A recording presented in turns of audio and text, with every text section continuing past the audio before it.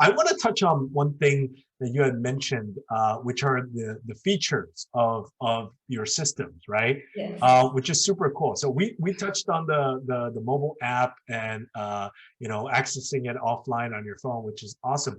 But tell me about some of the other implementations. I have two that I wanted to ask you. Maybe you can talk further into it. One is the car wash. I've known about this years ago. I just never saw an actual application, which was the way it was brought to me years ago was they were like, well, you could create an automated parking tower, not necessarily for housing or that's going to be within an apartment, but maybe standalone as a solution for an office building that's adjacent. Like we have office towers, but they're just concrete slabs, right? Where you just park in and out, Yes. not efficient with space, nothing automated. That's the normal stuff.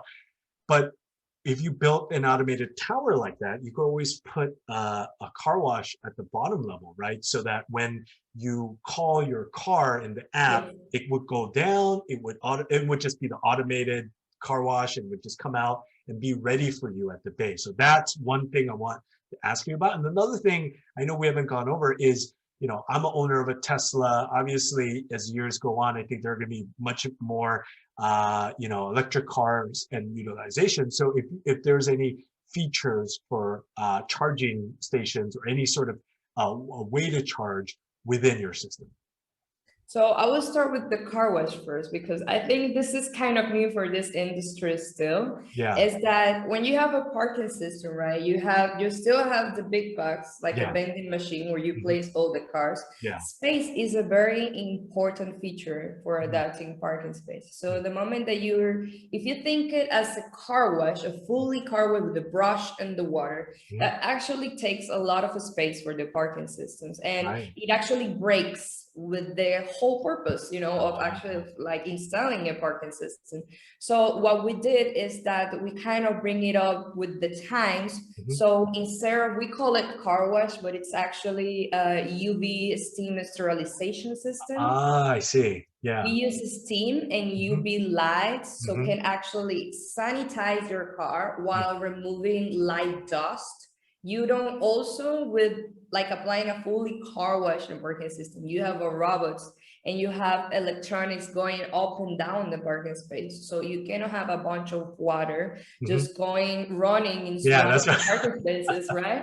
Exactly. Without thinking that it's not going to actually go ahead and damage the system. So Yeah, yeah, adapting to this limitation as well is that we thought about, hey, these days people are really worried about the virus and the yeah. pandemic, and the new normal, things will not be the same anymore. So let's go ahead and give people feel more safe Mhm. when they interact with their cars. So that's for the UV lights are for, Oh, and the that's super cool. steam, Mhm. right? And the steam is to remove light dust.